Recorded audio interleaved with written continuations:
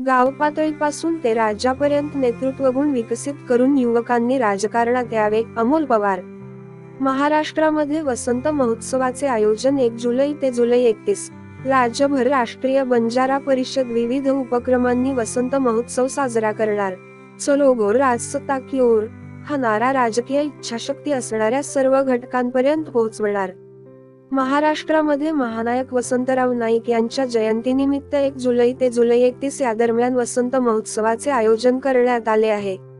संपूर्ण महिनाभर महाराष्ट्राच्या विविध भागांमध्ये विविध उपक्रमांद्वारे वसंत महोत्सव साजरा केला जाणार आहे.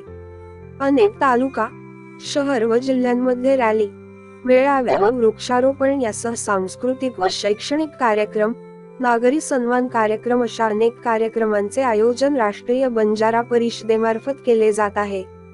या कार्यक्रमामाध्यमातून शैक्षणिक, सामाजिक विकास, धार्मिक क्षेत्रांचा विकास याबरोबर गोरबंजारा समाजातील राजकीय इच्छाशक्ती बळकट करून त्यांना समाजाचा पाठिंबा व समाजाची भक्कम साथ देण्यासाठी चलो गोर राजसत्ता की ओर हा नारा राजकीय इच्छाशक्ती असणाऱ्या सर्वांपर्यंत अधिक ताकदीने पोहोचवला जाणार आहे. समाजाकडे राजसत्ता असेल तरच अनेक प्रश्न मार्गी लागू शकतात. या भावनेतून समाजामध्ये ग्रामीण भागापासून ते राज्य पातळीपर्यंत नेतृत्व विकसित झाले पाहिजे. समाजाच्या प्रश्नाची जाण असलेले, समाजावर प्रेम असलेले नेतृत्व जर तयार झाले, तळागाळातून, चळवळीतून नेतृत्व जर तयार झाले तर ते समाजासाठी व्यापक काम करू शकतात. या भावनेतून राष्ट्रीय बंजारा परिषद गेल्या अनेक दिवसांपासून चलो गोर राजसत्ता की ओर हा नारा देऊन अनेक भागातील राजकीय नेतृत्व तयार करण्याचा प्रयत्न करत आहेत. त्याला मोठ्या प्रमाणात यश मिळतानाही दिसत आहे. आगामी होणाऱ्या जिल्हा परिषद, पंचायत समिती निवडणुका, विधानसभा निवडणुका यासाठी बंजारा समाजासाठी राजकीय नेतृत्व तयार करणे यासाठी राष्ट्रीय बंजारा परिषद मोठ्या प्रमाणात व्यापक काम करत आहे.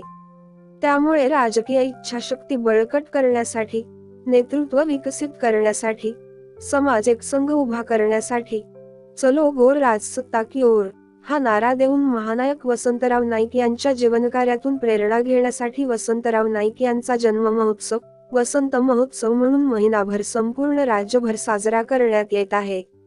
या उपक्रमाद्वारे बंजारा समाजाची शक्ती, ताकद व संख्या सर्व राजकीय पक्षांना समजून येणार आहे आणि विविध पातळीवर बंजारा उमेदवारांना संधी दिली जाणार आहे.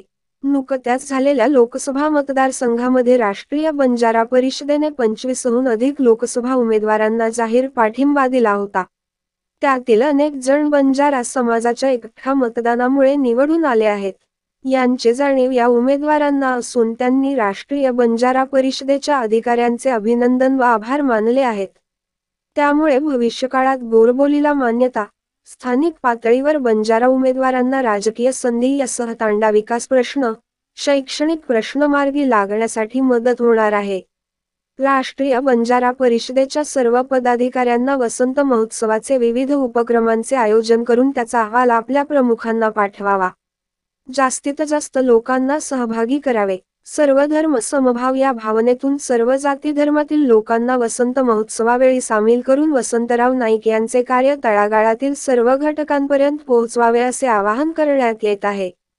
हरित क्रांतीचे प्रणेते, आधुनिक महाराष्ट्राचे शिल्पकार, विविध विकास कार्यांची मुहूर्तमेढ करणारे महानायक वसंतराव नाईक राजकीय क्षेत्रामध्ये, सामाजिक क्षेत्रामध्ये एक आदर्श व्यक्तिमत्व असून त्यांच्या कार्याची दखल घेऊन भारत सरकारने त्यांना भारतरत्न पुरस्कार द्यावा यासाठी जनमानसातून, तळागाळातून, तांडावस्ती, गावखेड्यातून चळवळ उभी करण्याचे आवाहन राष्ट्रीय बंजारा परिषदचे प्रदेश प्रवक्ता अमोल पवार यांनी केले आहे.